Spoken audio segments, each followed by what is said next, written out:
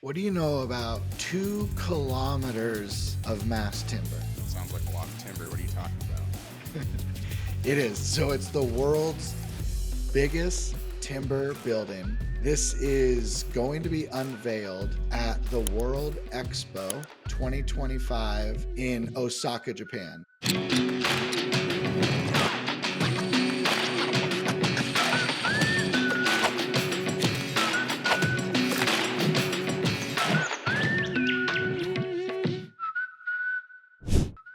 All right, man. What are you looking at that's trending in timber this week? What do you know about 2 kilometers of mass timber? Sounds like a lot of timber. What are you talking about? It is. So it's the world's biggest timber building. This is going to be unveiled at the World Expo 2025 in Osaka, Japan. So in 11 months, this building right here. So right before we started recording, I was like just messing around trying to count the cranes. 1, 2, 3, 4, 5, 6, 7, 8, 9, 10, 11, 12, 13, 14, 15, 16, 17, 18, 19, 20, 22. There's 22 in that picture. There was another photo. I swear to God, there was like 35 cranes in the distance. 2 kilometers circumference, 20 meters high, and it's 60,000 square meters of this wooden ring. Wow. So, like, they're building this specifically for this expo? Yes, specifically for this with old Japanese type of like carpentry. This Japanese type of carpentry, they don't really use nails or metal. It's all 100% timber and it's beautiful. And I'm sure I can just find a couple more pictures to kind of paint the picture of what's going on here. All right, like come on, can you see this? Yeah, dude, that's going to be huge. How many people do they think they're going to have at this expo? Let me see. Okay, so it's called the Grand Ring, symbol of the Expo 2025 to take place in Osaka next year. One of the largest wooden structures on Earth. All right, here we go. I haven't seen this So yet, it's but got, hold on. looks like it's got 27,000 cubic meters of wood, and that makes it one of the largest wooden structures in the world. And then it looks like it's primarily made out of glue lam. Is that right? I see some what looks like cross laminated timber up there, but I guess that could be glue lam panels. Yeah, for the Americans out there, 20 meters is about 65 feet tall. So like 7 stories towering over you, and the volume. So it's about 953,000 cubic feet. So about a million cubic feet of timber. So where are they manufacturing all this glue lam at? 4,500 cubic meters of the glue laminated timber. Glue lam was supplied by Woodcore, In Woodcore company Fukushima. based in Naime, Fukushima. The meltdown at Fukushima nuclear power station triggered by massive 2011 earthquake. It looks like that they recovered that area and they turned it into this timber. Woodcore was established in 2018 in a partnership between Naomi-based Asada Timber and Toju Sangyo, sorry for the mispronunciation, a laminate manufacturer based in Koriyame, also in Fukushima. So a leading player in the recovery for the local agriculture and forestry out there. That's awesome. Oh, that's going to be nuts. And Yeah, so, do you know if they're going to disassemble this or what are they going to do after the expo? I don't know. I'm not sure what's going on, but maybe it becomes a site. I know I was looking at another photo, and it's like it looked like a big like concert venue, like lasers and lights. Yeah, this is huge.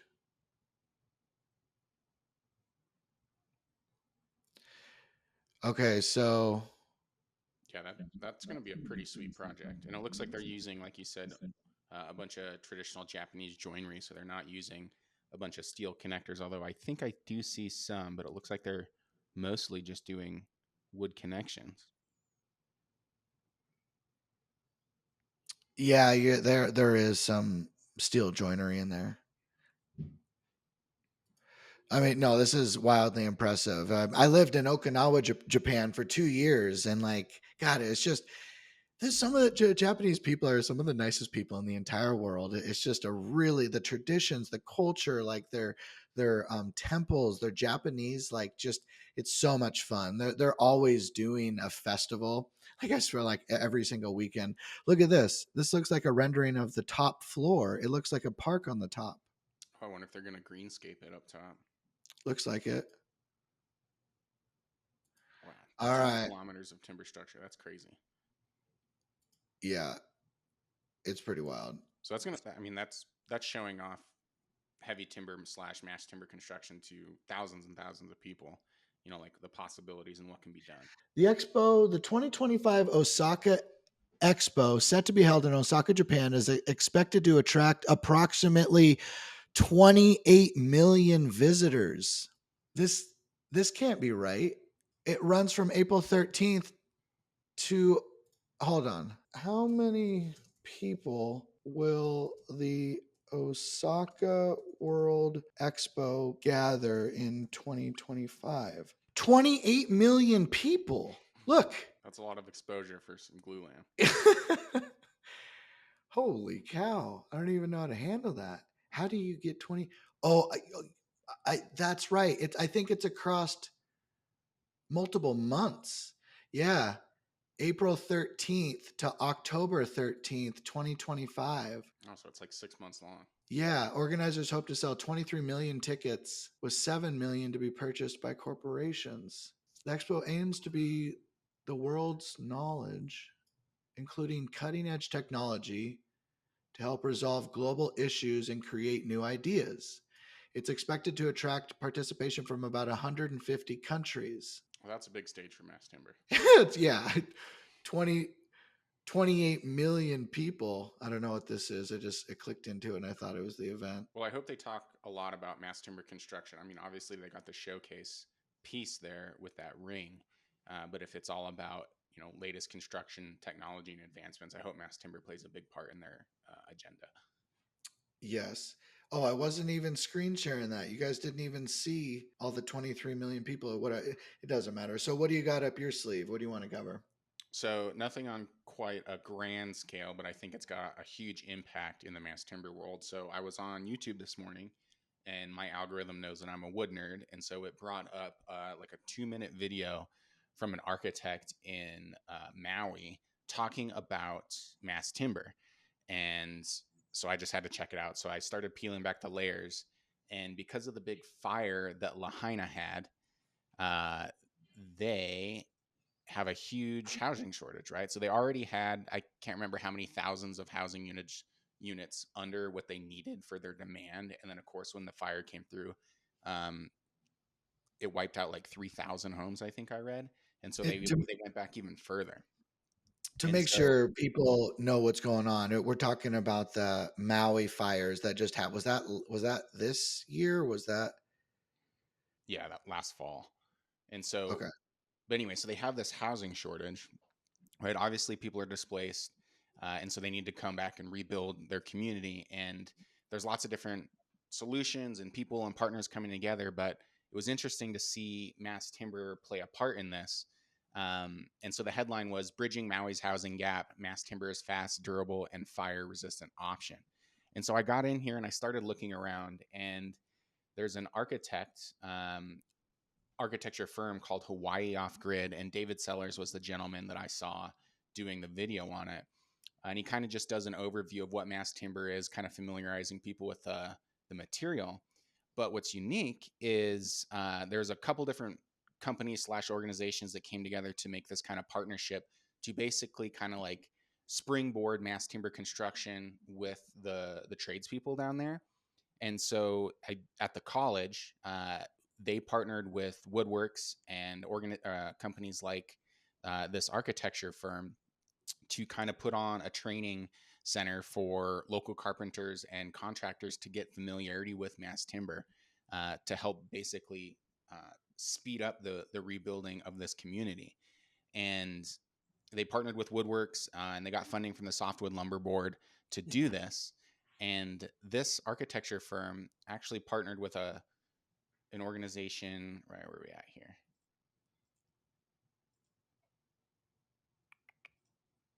helping Maui, so Council for Native Hawaiian Advancement, they have architecture plans for free reduced prices uh, for home plans for people that were affected by the fires.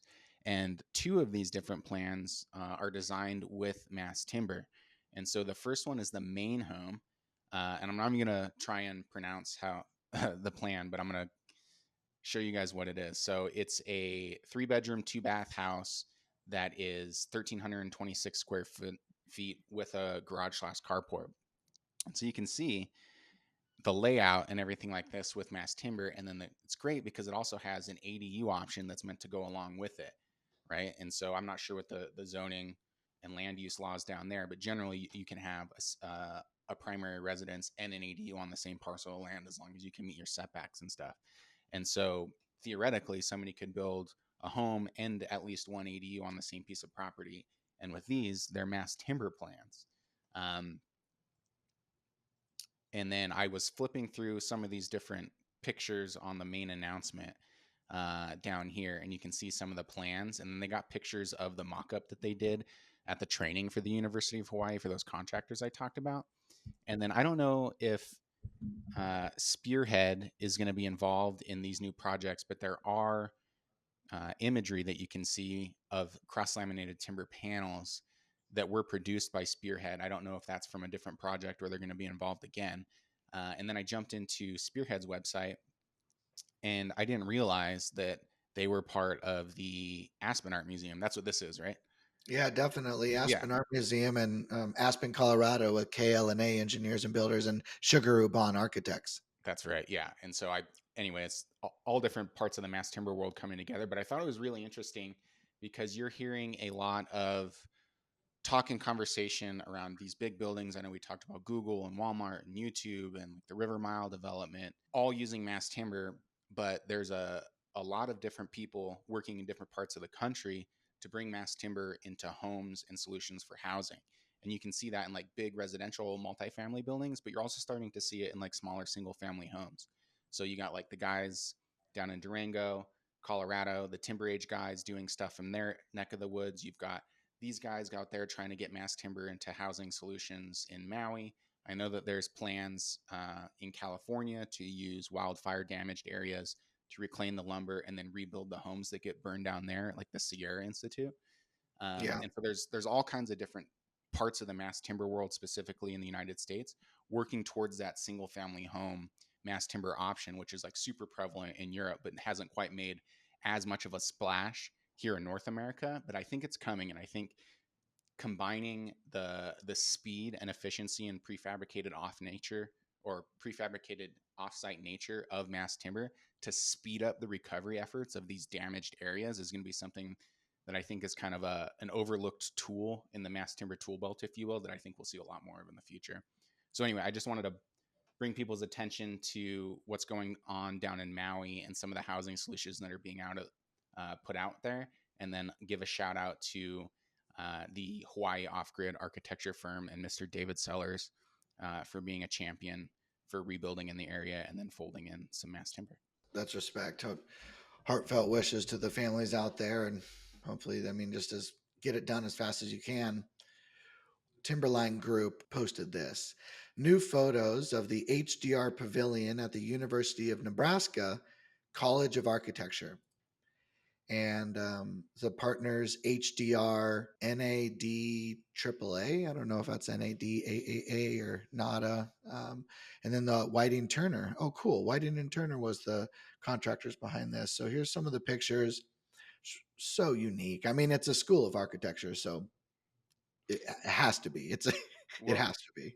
and it kind of has like a dual purpose. So yeah, it's another mass timber building, which is awesome, but it's also a school of architecture. So architects are getting literal firsthand exposure to mass timber, and I hope the design curriculum is reflective of that because the more young professionals coming out of school that are exposed to this kind of stuff, it'll be more in their minds. They'll be more familiar with it, and they won't have to go and kind of like learn from scratch later down in their career. They're already coming out of school, being exposed to this type of stuff, which will only advance the industry.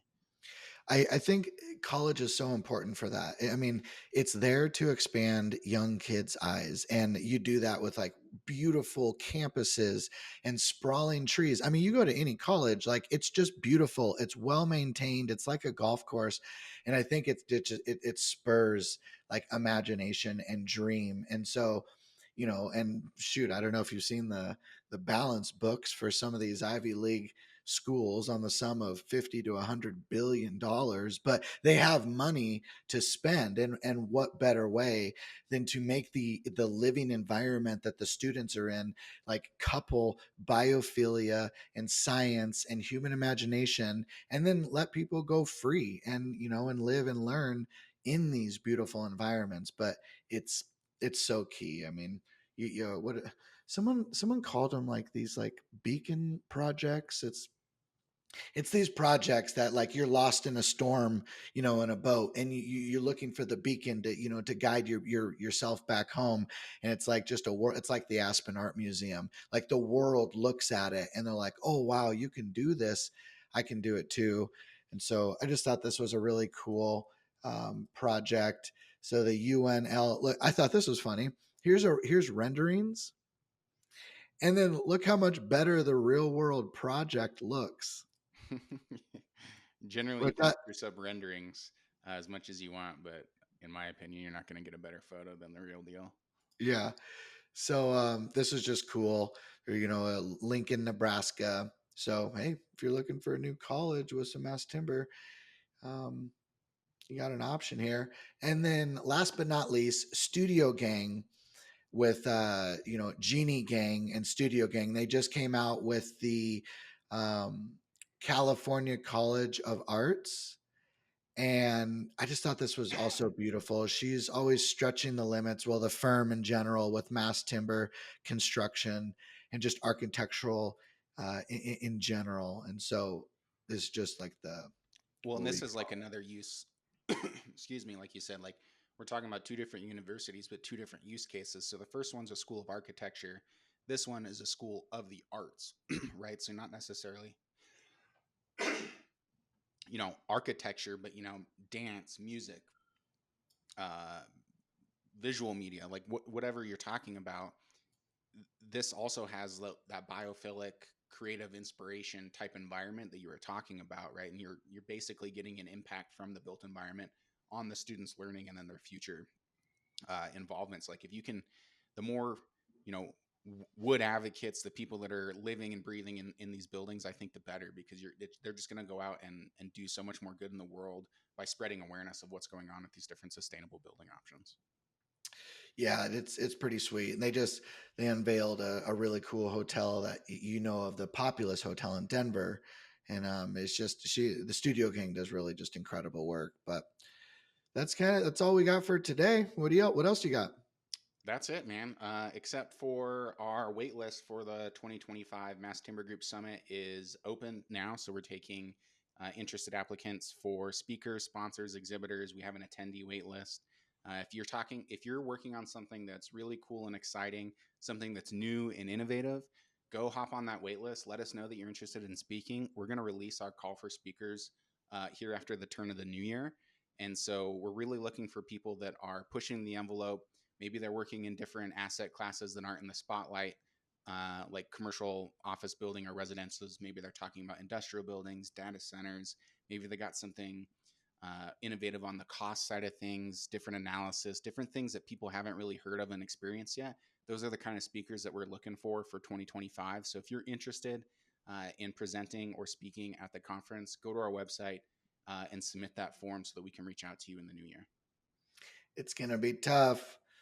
It's gonna be tough to beat last year's. I mean, with this lineup, Ty Farrow, I mean, Sugar Bond Architects, Greg Kingsley with KLNA, Steve Marshall, Mass Timber Strategy, Tanya Bachmeyer, Cornerstone, Timber Lab with Taylor Cabot. So we'll be excited for next year. We got a lot of surprises up our sleeves. And then, well, on that note, like we're always looking to get bigger and better. So if somebody has a real inspiring keynote person that they would love to see at the conference, let us know in the comments who we should be reaching out to and building relationships with. All That's right. all I got today. I think we'll wrap it up. See you next week. Sweet.